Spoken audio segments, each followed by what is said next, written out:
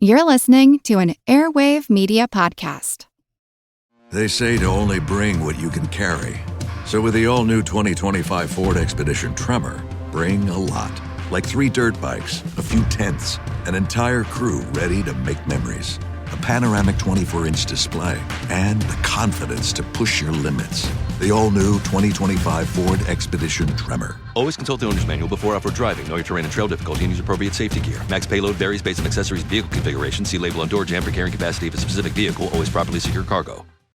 This episode is brought to you by KPMG. Making an impact is how KPMG helps make the difference. KPMG applies advanced tools and strategic thinking to convert data into actionable knowledge and deliver value by improving performance through transformation, modernizing processes with technology, harnessing the power of data, navigating complex M&A transactions, and enhancing trust among stakeholders. Go to kpmg.us/advisory to learn more. KPMG. Make the difference.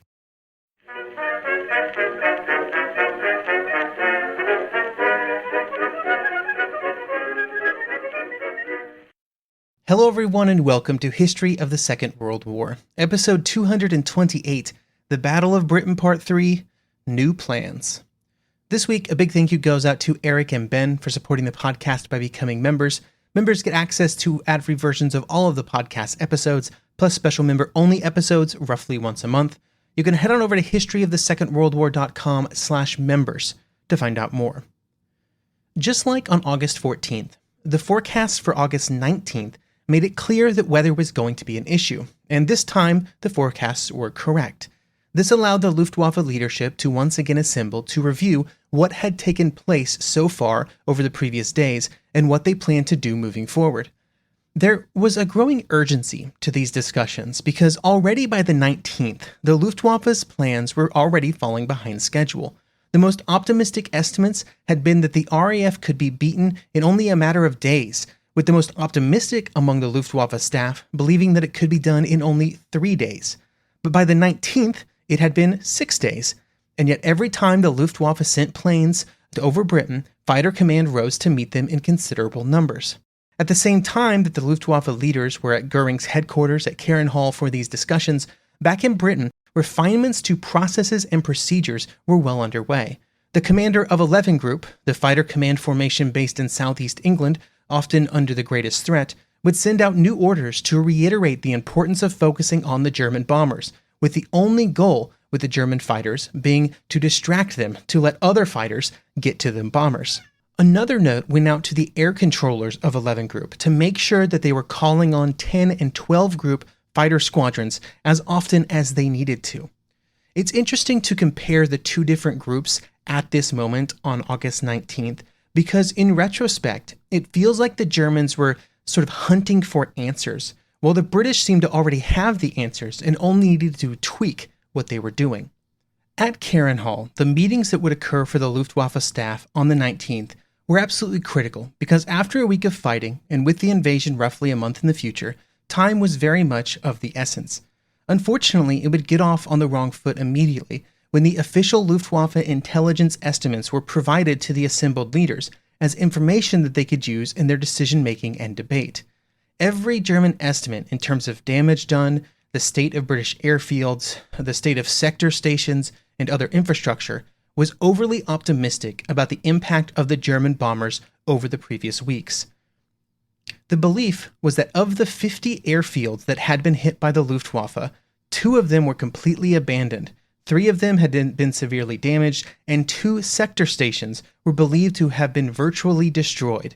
In reality, there had been successes, but the actual sustained damage done to the British infrastructure was far less than what the Germans believed.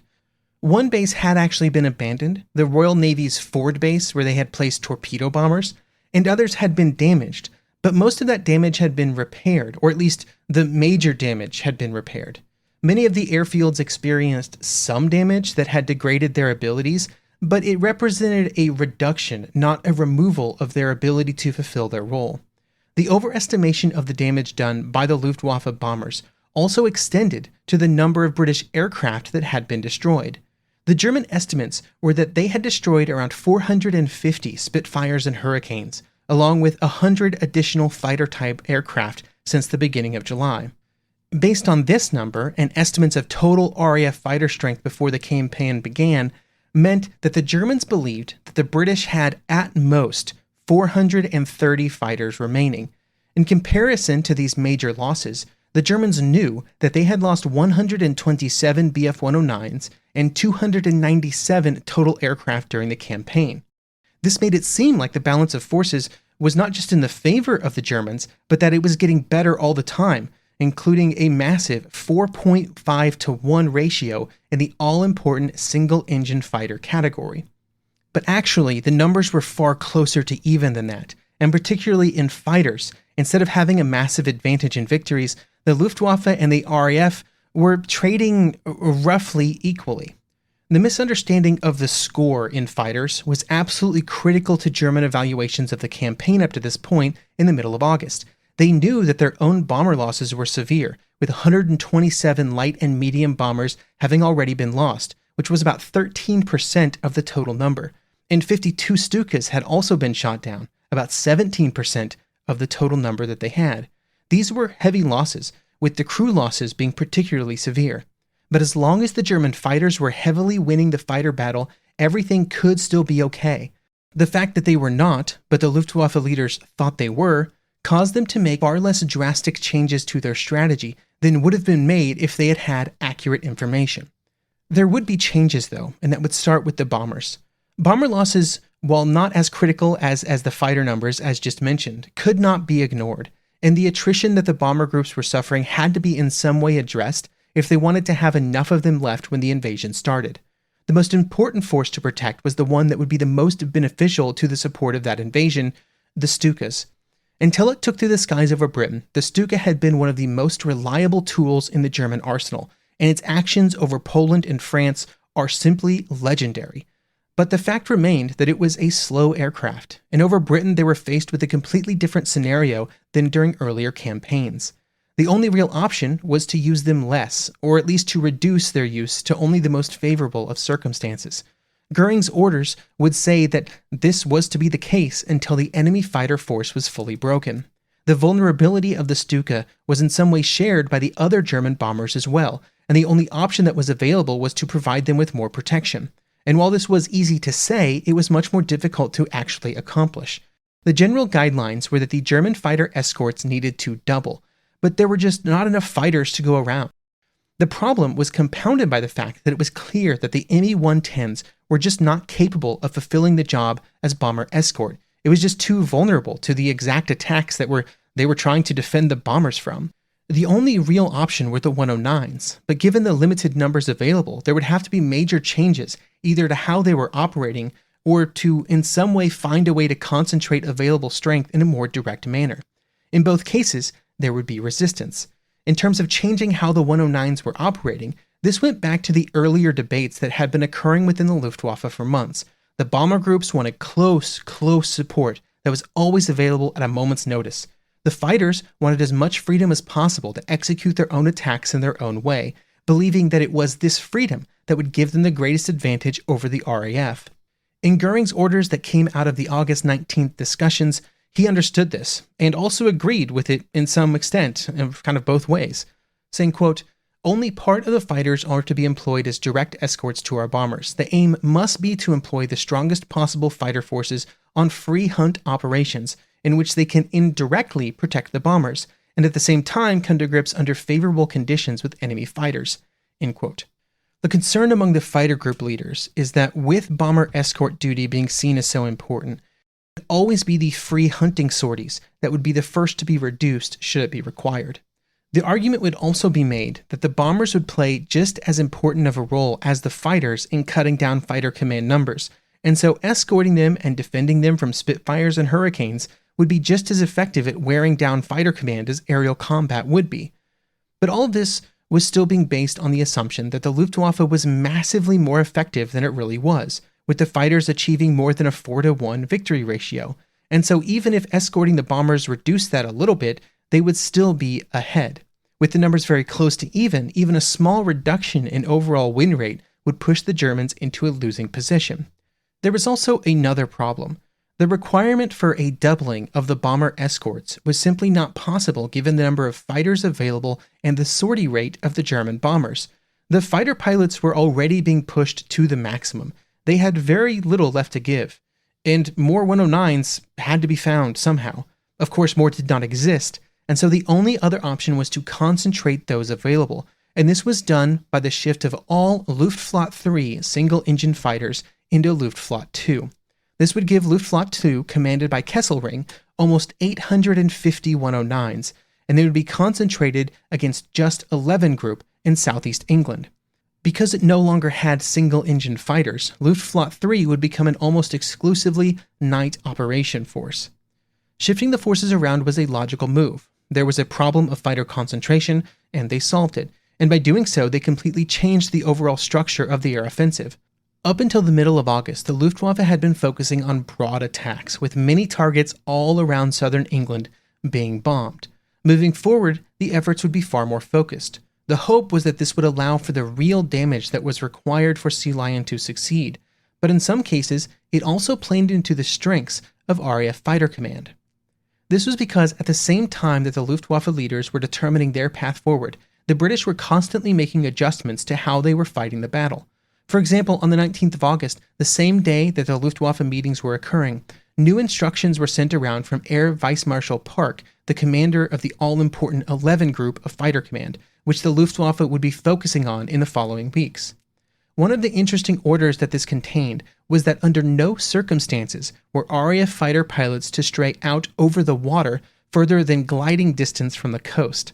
The reason for this is that pilots were precious, and while more Hurricanes and Spitfires were rolling out of the factories every single day, the same was not true for trained airmen, who generally became drastically more effective the more combat experience that they gained. During the first 3 months of the battle, for every 3 pilots that the British lost, there was only 1 replacement that would complete training. And it's essential to emphasize that fighter pilots in particular benefited from experience in ways that other service groups did not. This was true of their ability to shoot down enemy aircraft, but was also just to survive, with experienced pilots having a drastically greater chance of surviving any given aerial engagement. The RAF had the advantage that any pilot that had to bail out, as long as they survived the experience, could be brought back in an aircraft almost instantly, but this was only true if they survived. And many pilots who had to ditch over the ocean did not survive. They drowned before help could arrive. This was a key advantage for the RAF over the Luftwaffe, who lost every pilot that bailed out over Britain, even if they survived the jump. Another important set of orders were sent out the following week, which touched on one of the major reasons that the concentration of Luftwaffe efforts against 11 Group would not be as successful as they hoped.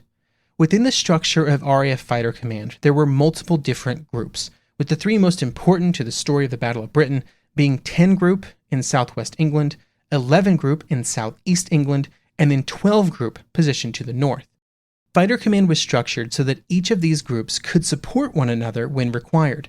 So for example, if 11 Group's fighter squadrons went off to engage a German raid, if they were available, 10 and 12 Group squadrons might be called in to protect 11 Group's airfields, to kind of fly over the airfields to protect them from German bombers.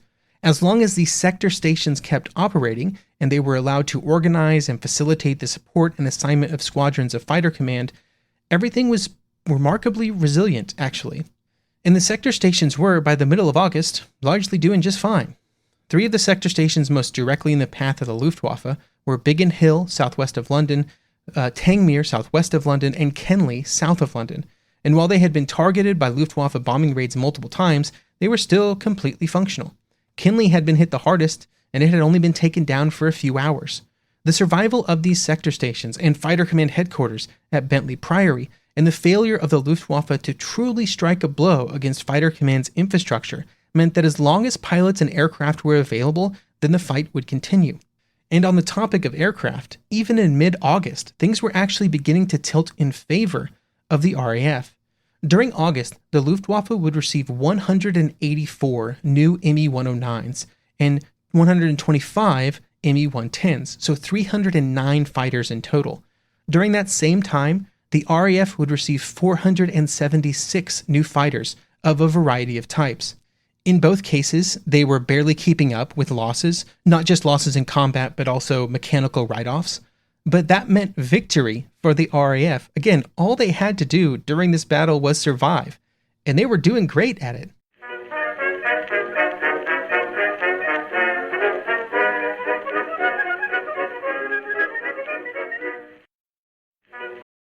The Disney Plus Hulu HBO Max bundle. Plans starting at just $16.99 a month. Catch Limitless, Live Better Now Season 1 with Chris Hemsworth on Disney Plus. We got a lot of work to do.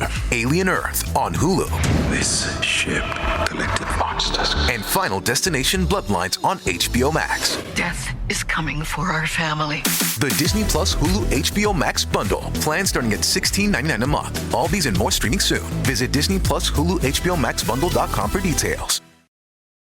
Hello, Nigel here. As an owl, I love to be awake all night, but allergy sufferers like you probably don't feel the same. So take Xyzal at night to relieve allergies while you sleep. Then wake up fully refreshed for a more productive day. Xyzal works fast and offers 24-hour continuous relief from sneezing, runny nose, itchy watery eyes, and itchy nose and throat, so you can enjoy doing the things you love all day long. Be Wisal. Take Xyzal at night. Use as directed. Starts working in 45 minutes.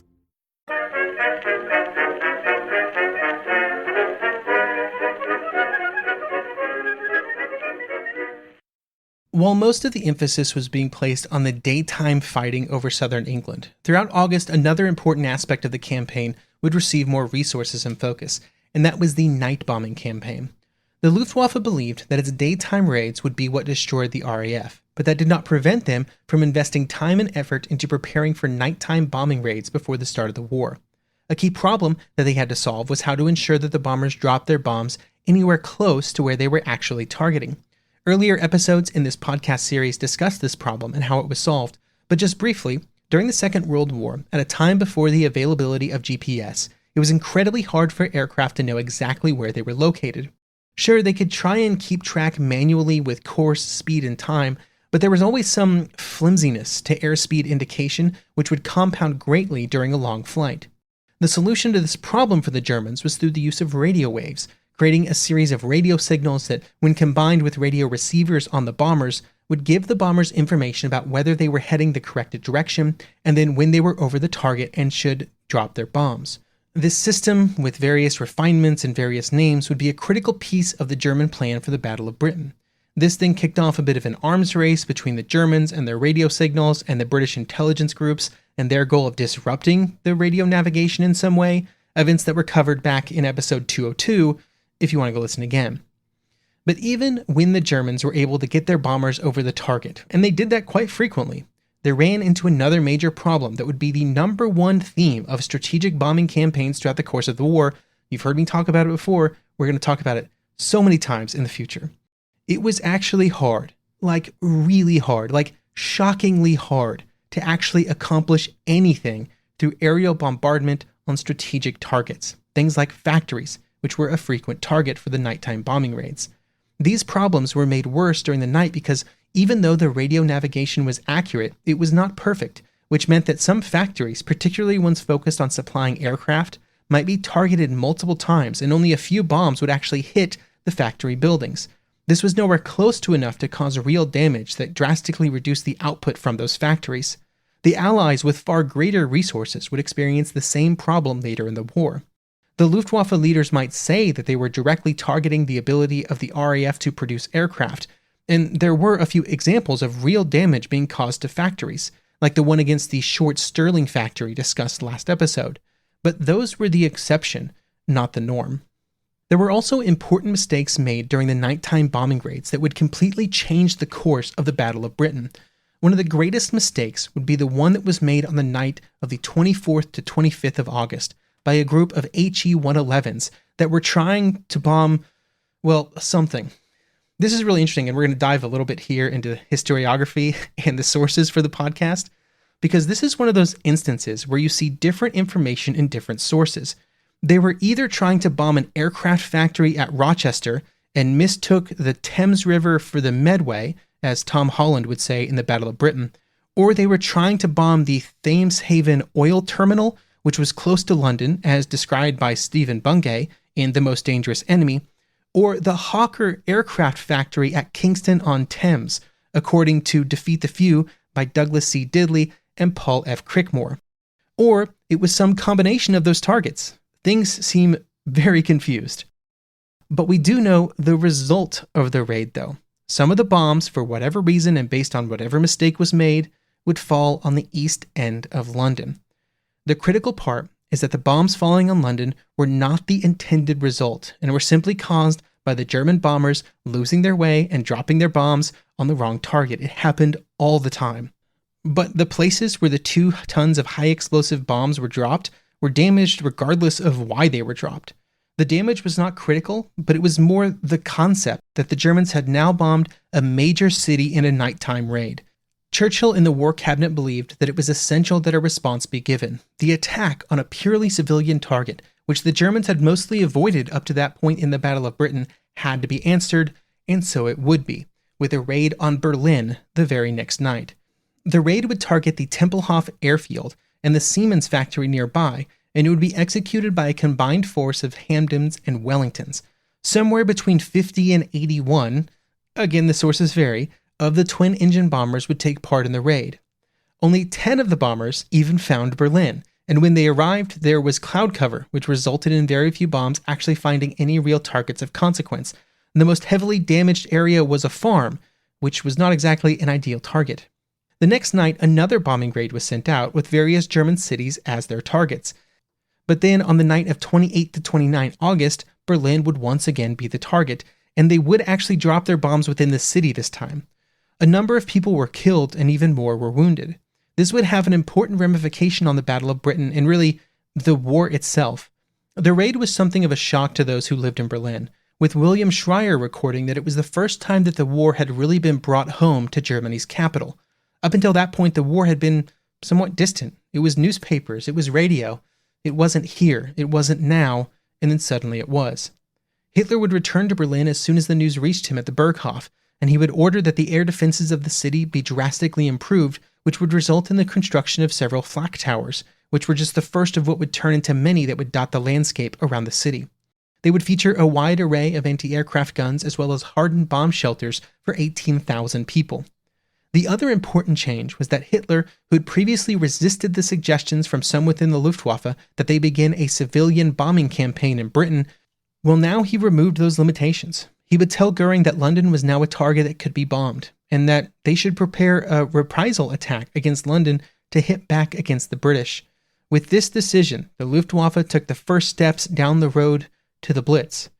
This would not be the first time that the Luftwaffe would bomb a strictly civilian target for the purpose of killing civilians. Just like the RAF raids on Berlin and other German cities during the summer of 1940, the bombing raids over London were about sending a message. Damaging civilian infrastructure, causing civilian casualties, those were secondary. The goal was to make the British public give up. It would be an absolute disaster for the Luftwaffe goals of preparing for Operation Sea Lion. There were only so many German bombers, and so many targets that they could hit, and now many of them would be reassigned to nighttime bombing raids instead of to the daytime targets that they had previously been occupied with. The head of Fighter Command believed that it was this decision, or that we're seeing the roots of here, to shift the focus of bombing to London that would cause the German defeat, because it gave Fighter Command the only thing that really needed to survive and thrive. Well, it gave Fighter Command time to recover, time to bring in new pilots, time to bring in new aircraft. But we've shifted a little too far into the future here, because before the final shift of all of the Luftwaffe's efforts moved to London, there were still a few more weeks where the Luftwaffe still believed that it was possible to defeat RAF Fighter Command, and the last week of August and the first weeks of September would be a brutal time to be a fighter pilot over England, no matter which side you were on.